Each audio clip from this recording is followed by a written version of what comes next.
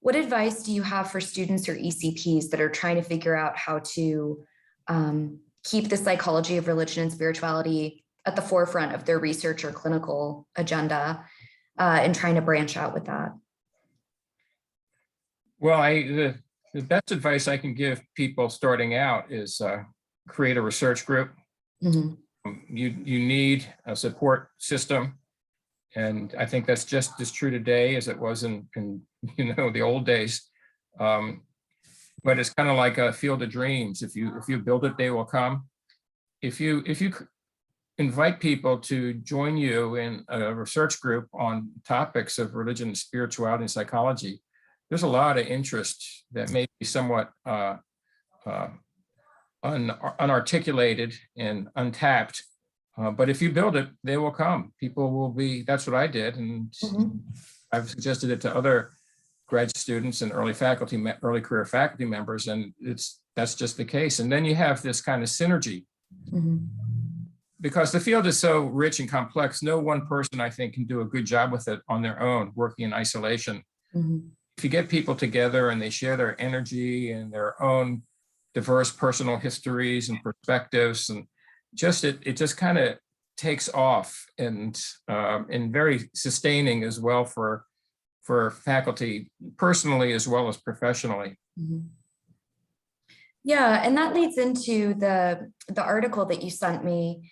And just to talk about it a little bit here, for folks that haven't had a chance to read the article yet, can you talk a little bit about your approach and your process of being a mentor? Because it seems like every person I've talked to in the field lists you in some form as a mentor. So what does mentorship look like for you?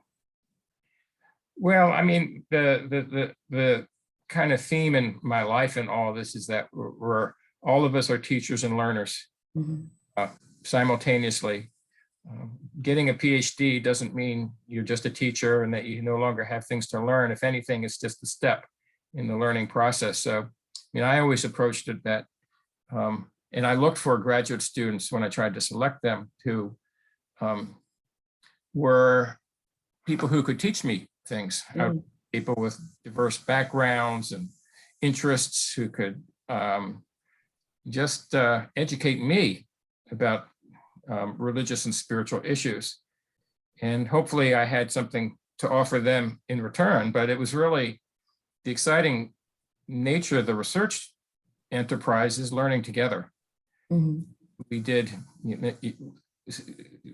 there's nothing more exciting to me than collaborating with someone, figure things out, not knowing the answers, but trying to put together a kind of cool research project, and then figuring out how do we design this and how do we try to get answers to these questions. And